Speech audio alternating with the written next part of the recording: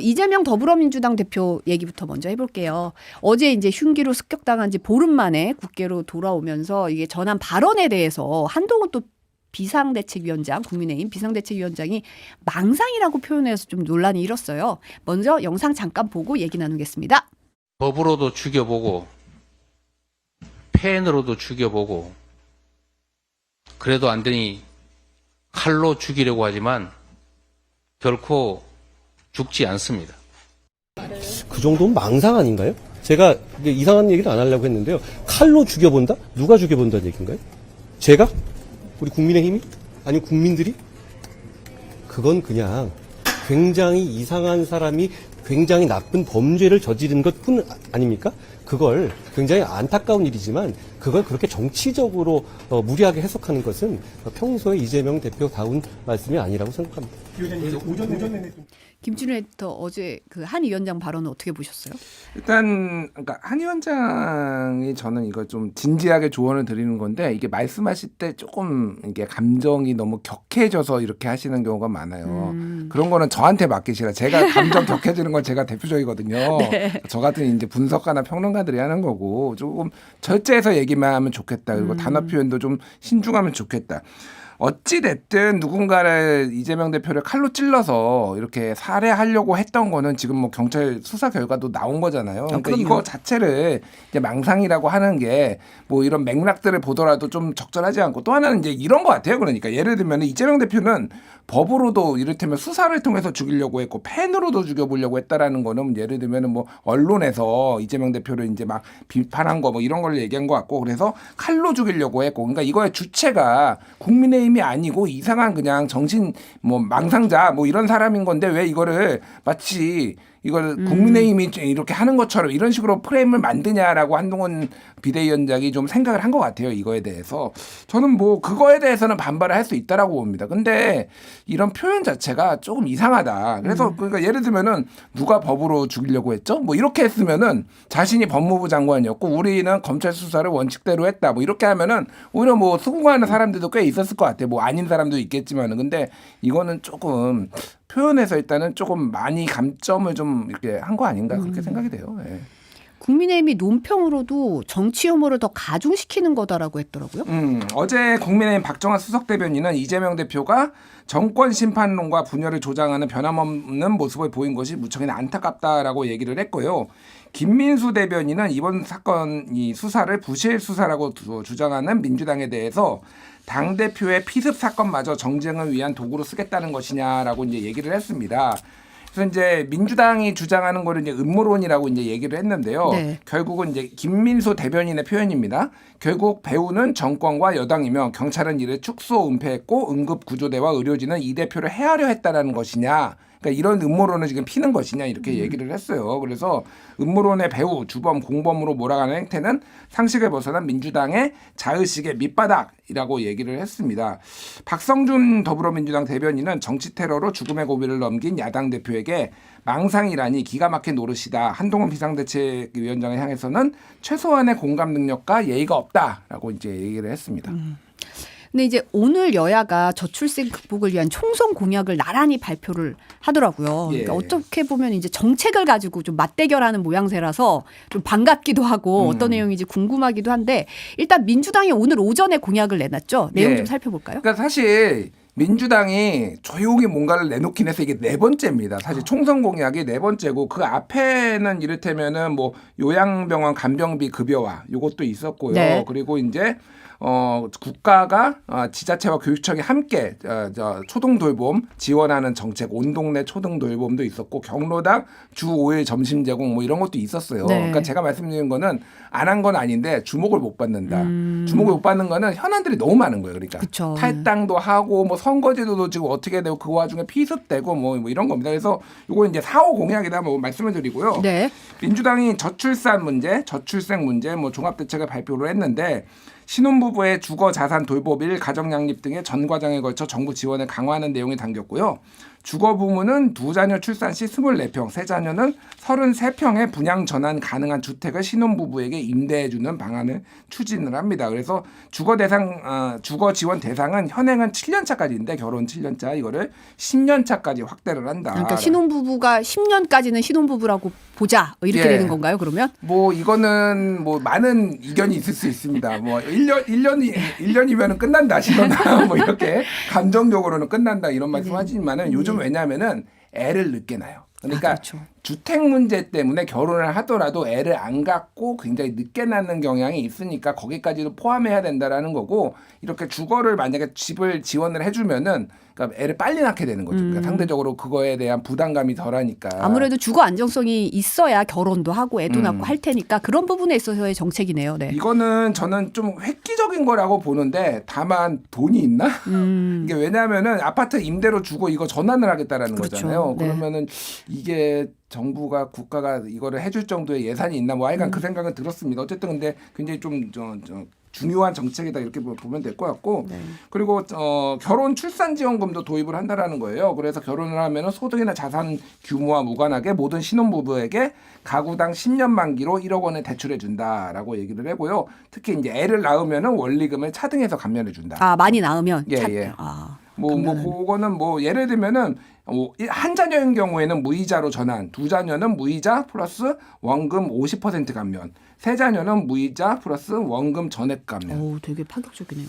다만 3자녀 1억 원을 대출을 탕감받기 위해서 3자녀를 낳을 것이냐, 자녀 한 명당 키우는 돈을 생각을 해보면은 이거는 뭐 실효가 없다기보다는 하여간 이게 얼마나 유익이 네. 될지는 좀 궁금해요. 그리고 양육 비용 지원책도 내놨는데 8살에서 17세, 17살까지 자녀 1인당 매달 20만 원의 아동수당을 카드 형태로 지급하겠다라고 얘기를 했습니다. 그래서 쉽게 얘기하면 고등학생한테도 주겠다라는 거예요. 네. 예, 그동안은 이제 어린이들 중심으로 줬다라면은 돈을 좀 더 지원을 하겠다라는 거고 아이돌보험 서비스도 국가 무한책임 보장 그리고 지원도 대폭 확대하겠다라고 얘기를 했고요. 국민의힘도 지금 저출산 대책을 지금 공약으로 발표하는 것을 지금 얘기가 나오고 있다라고 합니다. 그래서 서로 좀 경쟁하듯이 이렇게 나온 거 아니냐. 그리고 이게 또 어떻게 보면은 이준석 신당, 뭐 이게 개혁 신당이나 이런 데서 요즘 공약을 많이 내고 있어요. 그렇죠. 네. 거기에 좀 주목을 많이 받고 있거든요. 거기에서 나온 것들은 예를 들면은 지금 노인 무임승차제 없애고 카드 형식으로 뭐 연 12만 원 주겠다 뭐 이런 건데 어쨌든 약간 그런 게 좀 선순환 구조로 되는 것도 있는 거 아닌가 좀 그런 생각도 듭니다. 예. 캔디님이 저희 엄마 아빠는 아직 신혼이세요. 마음은이라고 얘기하셨어요. 참 부럽습니다. 저는 부럽- 끝난 지가 오래예요. 아, 왜 그러세요?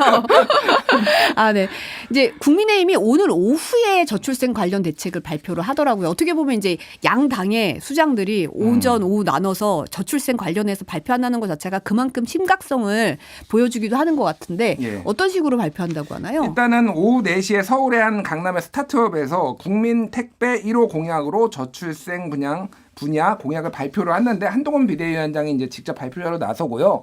그러니까 한동훈 위원장이 지금까지는 각 시도를 돌면서 시도당에서 이렇게 인사도 하고 이런 거였다면 그렇죠. 이제는 이제 중앙당에서 집중적으로 공천과 관련된 뭐 메시지도 내고 이런 정책 얘기하겠다는 거거든요. 어쨌든 뭐 양당이 공이 그렇지만 한 이제 1호로 이거를 얘기했다는 건 이 저출산 문제가 대한민국에서 가장 중요한 문제다라고 집권 여당도 생각을 한다 이렇게 보시면 될 것 같아요. 네. 그래서 오늘 오전에 국민의힘은 국민의 실생활에 도움이 될 수 있는 정책을 당사자인 국민에게서 직접 제안받는 국민 택배 플랫폼을 개설한다라고 하는데 쉽게 얘기를 하면은 정책을 제안을 하면은 택배로 바로 배송해서 우리가 발표를 하겠다 뭐 이런 검토해서 발표하겠다 이런 이거 잘 컨셉인 것 같아요. 모르시는 분은 새로운 택배사가 생겼나 이렇게 착각하실 수도 있을 것 같은데. 예.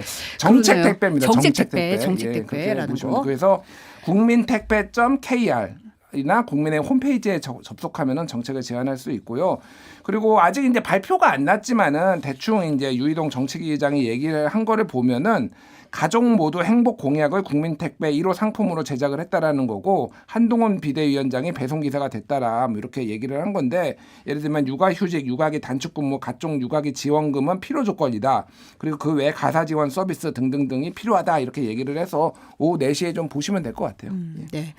오늘 오전에 취임 후 처음으로 의원총회에 참석을 했어요. 한동훈 비대위원장이 4월 10일까지 완전히 소모되겠다고 했는데 이거 어떤 의미예요? 그러니까 뭐 열심히 하겠다는 거죠. 총선 때까지? 총선 때까지 나는 그러니까 나의 개인의 어떤 영단이나 이런 게 아니라 당의 승리를 위해서 모든 거를 쏟아붓겠다. 뭐 이런 겁니다. 그래서 일단은 의총에 참석한 거는 처음이고요. 최근에 3선 의원들 모임, 4선 의원들 모임 여기에서 이제 뭐 만남을 가진 것까지는 네. 있었죠. 그래서 한동훈 위원장이 이렇게 얘기를 했어요. 국민의힘에 온다고 하니 주변에 많은 해설가들이 너무 빠르다. 이미지를 그렇게 소모하면 안 된다. 너는 소모당할 것 이렇게 충고했다. 그 해설가 중에 한 명이 저네요. 예. 지금은 아니다라고 했다라고 얘기를 했는데 자기 희생을 강조를 한 거예요. 그래서 자신의 개인적인 정치 자산이 완전히 소진되더라도 총선 승리를 위해서라면 모든 것을 희생할 수 있다는 리더십을 소속 의원들 앞에서 확인했다. 이런 뭐 평가가 나옵니다. 그래서 사실 지금 이제 전체적으로 지표를 보면은 한동훈 비대위원장의 뭐 차기 대선 후보 뭐 이런 여론조사 보면 상당히 올라가서 이재명 대표랑 엎치락뒤치락 하는 건 굉장히 많이 나오고 정당 지지율도 제가 뭐 수치는 말씀 안 드리겠지만은 전체적으로 조금씩 올랐어요. 국민의힘이. 근데 정권 심판론은 그대로입니다. 그러니까 이렇게 물어보는 거 있죠. 정권 네. 심판한 다음에 할 거냐, 여당 지지를 이제 정권 지지를 위해서 여당을 찍을 거냐 이렇게 물어보는 거 있잖아요. 그거는 거의 변화가 없어요. 그러니까 한동훈 개인만 지금 자기 플레이 하는 거 아니냐 이런 얘기들이 계속 안팎에서 당 안팎에서 나오고 있거든요. 그걸 좀 불식시키려고 이런 의원총회에서 이런 얘기를 한 거 아니냐 뭐 이렇게 분석이 나오고 있습니다. 그 사실 정권 심판론 얘기가 계속 나오고 있는 것 중에 하나가 이제 요 관련되는 것도 있을 것 같은데 이제 김건희 여사의 명품계 수수 논란에 대해서 여당 내에서도 김건희 여사 사과 요구하는 목소리가 잇따라 나오고 있거든요. 예. 국민의힘 하태경 의원이 오늘 한 인터뷰에서 사과하는 게 맞다라고 했어요. 맞아요. 예, 그 하태경 의원이 CBS 라디오에서 오늘 인터뷰를 했는데 김건희 여사가 직접 사과해야 된다 이렇게 얘기를 했어요. 그러니까 디올백, 그러니까 명품백 수수 이제 요거는 함정 취재, 뭐 이기는 함정이긴 하지만은 부적절했다는 부분에 대해 솔직하게 사과를 하고 이해를 구하는 것이 공인으로서 바람직한 자세다라고 얘기를 했고. 또 하나는 이제 배우자 역할에만 충실하겠다라는 게 대선 직전에 그때 학력 경력 부풀리기 위조 논란이 있었을 때 그때 본인이 그렇죠. 나와서 했잖아요. 근데 지금 지켜지지 않고 있다라고 이제 하니까 그것도 약속을 어긴 것이니 본인이 어긴 것이니까 그것도 본인이 직접 사과하는 게 제일 깔끔하다 이렇게 얘기를 했습니다. 그래서 이번에 영부인 리스크가 있고 이번 총선에 영부인 선거로 몰고 가는 게 민주당의 전략인데 이 부분을 선거 전에 최대한 빨리 해소해야 된다라는 게 우리 당 대다수의 입장이다라고 얘기를 했는데 대다수의 입장인데 아무도 말을 못 하다가 어쨌든 하태경 의원이 약간 총대를 맨 것 같은 이런 분위기가 좀 되는 것 같고요. 이거 말고도 영입 인사들이 상당히 이 부분을 많이 얘기하고 있어요. 이수정 지금 그 수원에 출마를 하려고 하는 이수정 경기대 교수 같은 경우에도 대통령 부인과 김건희 여사의 명품 선물 수수 의혹에 대해서는 당사자의 해명이 필요하다 이런 입장을 밝혔고요. 네. 그리고 김경률 비대위원 같은 경우에도 이제 지금 저기 마포 을 출마 선언을 했죠. 네네. 그런데 여기에서도 명품백 사건은 심각하다. 그러니까 마리 앙뚜아네트, 그러니까 루이 16세에 말하는 거죠. 예. 그래서 이분의 이런 사치, 난잡한 사생활 이런 것들이 하나하나 드러나고 건물을 털 때마다 드러나서 감성이 폭발했는데 지금 김건희 여사의 명품백 수수가 국민들의 감성을 건드렸다 이렇게 얘기를 지금 했습니다. 그런데 야 이거는 마리 앙뚜아네트까지 나오면 이게 너무 조금 세죠. 이유가 네. 세다라는 건데 방금 전에 지금 국민일보 단독 기사가 나왔어요. 네네. 뭐냐면은 윤재옥 원내대표가 김건희 여사의 명품 가방 수수 의혹에 대해 함구력을 지시했다. 아 이런. 오늘 의총에서요? 예. 그래서 윤재옥 원내대표는 국민의힘 의원들에게 명품 가방 수수 의혹과 관련해 방송 인터뷰와 유튜브에서의 발언을 자제할 것을 당부한 것으로 알려졌다라고 얘기를 했고요. 그리고 윤재옥 원내대표는 김건희 여사가 받은 디올백이 국고에 귀속된 점을 강조했다라고 얘기를 했다라고 합니다. 네. 그러니까 이 자리에서 하태경 의원이 수도권 선거 망치려는 거 아니야? 라고 하면서 즉각적으로 반발을 했다라는 건데 그러니까 쉽게 얘기를 하면 특히 수도권 의원 같은 경우에는 이거 굉장히 민감합니다. 제가 여러 국민의힘의 당협위원장이나 의원들 얘기를 들어봐도 이거 김건희 리스크 해소 안 되면은 이거는 거의 무조건 진다라고 해서 얘기를 지금 한 명씩 그리고 영입 인사들도 이수정 교수도 처음에는 미온적이었다가 지금 수원 현장 가보니까 분위기가 아닌 걸 아는 거예요. 현장에서 그러니까. 이제 소리를 들어보니까 아닌 걸 아는 거죠. 이거는 제 추론입니다만 거의 맞을 거. 왜냐하면 다 똑같이 그 얘기를 하니까 지금 선거 뛰시는 분들은. 그러니까 지금 이 얘기가 나오고 있는데 윤재옥 원내대표는 TK잖아요. TK는 이거랑 상관없거든요. 그러니까 이게 지금 당내에 약간 갈등이 지금 커질 가능성이 상당히 높은 것 같아요. 그리고 오늘 오전에 들어온 소식인데 검찰이 2018년 지방선거 당시에 울산시장 선거 개입 의혹 사건과 관련해서 불기소 처분했던 조국 전 청와대 민정수석과 임종석 전 대통령 비서실장을 재수사한다고 했어요. 예. 요거는 지금 황운하 의원, 그러니까 당시 울산 경찰청장도 이제 1심에서 징역형을 받았고 네. 그 외에 지금 많은 관련된 당시 뭐 백원호 민정비서관이라든지 이게 그 있었던 분들이 저 문재인 청와대에서 있었던 분들이 유죄를 지금 받은 상황인데 당시에 그러면은 조국 민정수석은 알았느냐 몰랐느냐 그리고 임종석 대통령 비서실장은 알았느냐 몰랐느냐라는 건데 검찰이 한번 수사를 했다가 여기는 불기소를 이제 하는 건데 이미 불기소 처분을 받았다가 지금 다시 하라고 한 거죠. 근데 방금 말씀드렸던 그분들이 유죄를 받았으니 한번 검찰에서 재검토해보겠다라는 얘기가 이미 있었고 그거를 네. 오늘 서울고검에서 재수사로 결론을 내렸다 이런 내용이에요. 네. 그래서 기존 오늘 서울고검이 기존 수사기록, 공판기록 및 최근 서울중앙지법 판결을 면밀히 검토한 결과 추가 수사가 필요하다고 판단해 서울중앙지검에 재기 수사를 명했다 이렇게 얘기를 했습니다. 네. 재기 수사 명령은 상급 검찰청이 항고나 재항고를 받아 검토한 뒤 수사에 미흡한 부분이 있다고 판단했을 때 다시 수사하라고 지시하는 절차입니다. 그래서 아까 말씀드렸지 송철호 전 울산시장, 더불어민주당 황운하 의원 등 13명이 지금 공직선거법 위반 혐의로 2020년에 이제 기소가 됐어요. 울산시장 선거 개입 의혹. 그 중에서 임 전 실장 그리고 조 전 수석 이 두 사람은 증거 불충분을 이유로 불기소가 됐는데 다시 이제 수사가 들어가는 거죠. 근데 사실 임종석 전 실장이 이제 총선 출마 선언했잖아요. 예. 이런 상황에서 이제 오늘 보니까 YTN 방송 중에 입장을 밝혔더라고요. 예, 그래서 임종석 실장이 지금은 이제 성동 쪽으로 출마를 하려고 하고 원래 여기에서 이제 하다가 대통령실에 이제 들어가고 이제 청와대로 들어가고 거기에 홍익표 원내대표가 있다가 홍익표 원내대표가 서초로 지금은 지역구로 옮긴다고 하고 다시 출마를 하겠다라고 지금 밝힌 상황이거든요. 네. 그래서 임종석 실장이 오늘 YTN 방송하다가 약간 격앙됐습니다. 이 소식을 실시간으로 듣고 반응을 물어보니까 그래서 정말 어처구니 없고 유감스럽습니다. 아무리 검찰 정권이라지만은 검찰이 주머니에 있던 공깃돌도 아닐 텐데 이렇게 마음대로 이러니 검찰 독재 소리를 듣는 겁니다라고 얘기를 했고요. 이 사건은 처음부터 검찰 스스로 울산지검에 1년 8개월 가까이를 덮어뒀다가 윤석열 검찰총장이 서울지검으로 이첩하라고 해서 시작된 거고 자기는 검찰에 소환돼서 조사도 받았고 검찰이 불기소한 건데 어떤 상황이 바뀌었는지 모르겠다. 그래서 명백한 정치 탄압이다. 단호하게 맞서 싸울 겁니다. 뭐 이런 건데 그러니까 임종석 전 실장의 그러니까 입장은 뭐냐면은 본인이 출마하려고 하니 본인한테 흠집을 내기 위해서 이렇게 무리하게 재기 수사를 하는 것 아니냐 이런 좀 시각이 좀 담겨 있는 것 같습니다. 그리고 사실 한동훈 비대위원장이 86 운동권 청산 내세우고 있잖아요. 예. 거기에 대해서도 좀 각을 세우더라고요. 예. 86 운동권 청산 주장에 대해 임종석 전 비서실장은 동시대 학교를 다녔던 친구들, 선후배들한테 미안한 마음을 갖는 게 인간에 대한 예의다라고 얘기를 했습니다. 오늘 이제 MBC 김종배 시선집중에 출연을 했고요. 12.12 쿠데타 세력이 92년 대통령 선거를 통해서 문민정부로 바꾸면서 몰려갔다라고 얘기를 했고요. 그러면서 한동훈 위원장이 92학번인데 본인의 출세를 위해서 바로 고시 공부를 한 거 아닌가라고 얘기를 했습니다. 임종석 실장이 이제 전대협 3기 의장이죠. 그렇죠. 그래서 대표적인 이제 86 운동권 대표 정치인 출신이고요. 그래서 이거에 대해서는 이제 출마를 결심하게 된 배경에 대해서는 대한민국이 완전히 전반적으로 후퇴하고 있고 심하게 말하면 무너지고 있다고 해도 과언이 아니다. 40 윤석열 그러니까 선거날 이번 총선에 윤석열 정부의 폭주를 힘으로 멈춰 세워야 된다라고 얘기를 했습니다. 그래서 지금 김경률 그 비대위원도 마포 의뢰 정청래 의원 여기도 이제 운동권 출신이니까 네. 전체적으로 보면은 이제 운동권 심판 586 운동권 심판론을 강하게 밀고 있고 그리고 그거에 대해서 이제 막 그 프레임이 좀 더 점점점 강화되는 분위기예요. 그래서 이게 이제 얼마나 국민들한테 설득력이 있을지 소위 말해서 정권 심판론이냐 586 운동권 심판론이냐 이게 좀 프레임 대 프레임이 좀 강하게 부딪힐 가능성이 상당히 높아지는 것 같아요.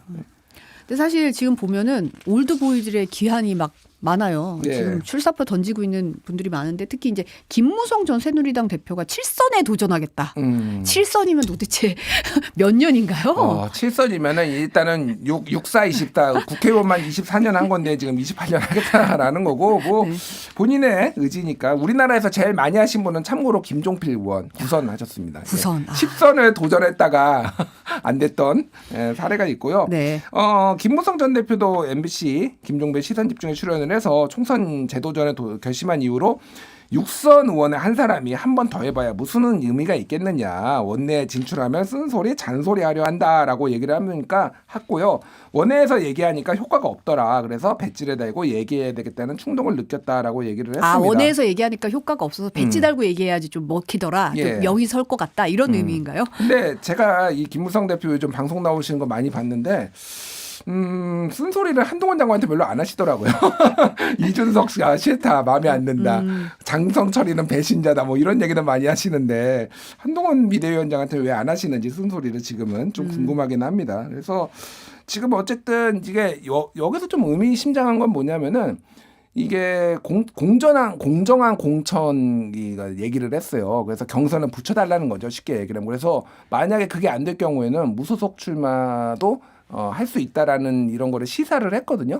이런 식으로 지금 생각하는 분들이 상당히 많아요. 뭐 이 김무성 전 대표뿐만이 아니라 그래서 이게 굉장히 어려운 문제다. 왜냐하면 지금 용산 출신들이 대구나 이런 데 아니면은 TK, PK에 굉장히 많이 가 있거든요. 네. 근데 이분들이 만약에 경선을 다 붙이면은 살아남을 사람이 거의 없어요. 왜냐하면 지역에서 이미 굉장히 오랫동안 이렇게 갈고 닦은 분들이 많잖아요. 네. 그러니까 그 지금 요 긴장 관계가 상당히 있고 쉽게 얘기를 하면은 지금 그 한동훈 비대위원장 입장하고 그리고 이철규 인재 영입위원장하고 조금 미묘하게 다르다 이거에 대해서. 그러니까 한동훈 비대위원장은 최근에 3선, 4선 의원들 만나고 그러면서 그들의 논리에 괜히 많이 설득이 됐다라는 거예요. 그러니까 경선 붙여줘야지 무슨 일이야 이거 자르면은 무슨 일 벌어질지 몰라 뭐 이런 얘기까지도 포함해서 많이 나오니까 공정한 기회를 준다. 시스템 공천 얘기하고 민주당처럼 이렇게 얘기를 하는데 이철규 인재 영입위원장이 조금 다른 입장이다라고 해서 요거는 좀 지켜보면 될 것 같습니다. 앞으로 될지 봐야겠네요. 오늘 이현주 그 전 미래통합당 의원이 국민의힘 탈당했어요? 예. 이현주 의원이 정부 여당이 여전히 전 정권 탓만하면서 내로남불을 계속하고 있다라면서 국민의힘을 탈당을 했습니다. 저는 중도보수 통합의 차원에서 국민의힘 전신인 미래통합당에 합류했다. 탄핵 이후 몰락한 보수가 바로 서야 나라가 바로 선다고 생각했는데 지금은 후회한다. 라고 얘기를 했습니다. 그래서 사실 이현주 의원이 아직도 국민의힘 소속이야? 라고 생각하셨던 분들도 꽤 있을 거예요. 그러니까요. 예, 네. 이제야 탈당했어? 라고 할 정도로 요즘 강하게 정부 여당을 비판을 했고 뭐 여러 가지 얘기가 나오는데 한때는 이준석 전 대표 그 개혁신당에 합류를 해가지고 거기서 같이 출판 기념회도 네, 가고 그러니까요. 그랬었으니까. 그러다가 약간 네. 두 사이가 멀어졌다는 얘기는 저도 여러모로 들었고요. 지금은 뭐 민주당이나 아니면은 비례연합신당으로 뭐 출마한다는 얘기까지 아니 무소속으로 출마하는 얘기까지 뭐 가진 얘기가 다 나오고 있습니다. 이분의 행보도 좀 지켜볼 만하네요. 마지막으로 이거 하나만 볼게요. 이동재 전 채널A 기자 명예훼손한 의미로 이제 재판에 넘겨졌던 최강욱 전 민주당 의원이 항소심에서 벌금형을 선고받았네요. 예, 그러니까 1심하고 뒤집힌 달라진 거예요. 거죠. 예, 달라진 거예요. 1심에서 그러니까, 무죄. 예, 무죄였고요. 그러니까 이겁니다. 그러니까 2020년 4월에 최강욱 전 의원이 이동재 전 채널A 기자 발언 요지라는 제목으로 이동재 전 채널A 기자가 이철 전 밸류 인베스트 코리아 대표에게 사실이 아니라도 좋으니 유시민 전 이사장에게 돈을 줬다라고 하라 말했다 이렇게 주장을 했다라는 거예요. 요게 사실이 아닌 거는 이미 1심에서나 2심에서나 다 인정이 됐어요. 그런데 이거의 의도에 대해서 이제 1심하고 2심하고 이제 바뀐 거예요. 그러니까 쉽게 얘기를 하면은 1심 재판부는 공적 관심사에 관한 내용이었고 비방 목적이 없었다. 이게 사실이 아님에도 불구하고 그래서 무죄를 선고했는데 이거에 대해서는 2심은 그게 판단이 바뀐 겁니다. 그래서 2심 재판부는 쉽게 얘기를 하면은 잘못된 여론 형성을 하기 위해서 이렇게 왜곡을 했고 이게 죄질이 안 좋다라고 본 거예요. 그래서 뭐 요거는 이제 뭐 항소를 할 것 같고 그래서 지금 뭐 어떻게 최종적으로 나올지는 봐야 될 것 같은데 어쨌든 뭐 최강욱 의원이 지금 출마를 할 수 있는 상황은 아니니까 거취에 결정이 될 건 아닌데 본인이 조금 무리하게 발언을 한 것에 대해서 조금 정치적 책임을 더 져야 된다라는 여론이 나올 수는 있을 것 같아요. 네, 오늘 여기까지 듣겠습니다. 온유한 뉴스톱의 김준일 수석 에디터였습니다. 감사합니다. 감사합니다.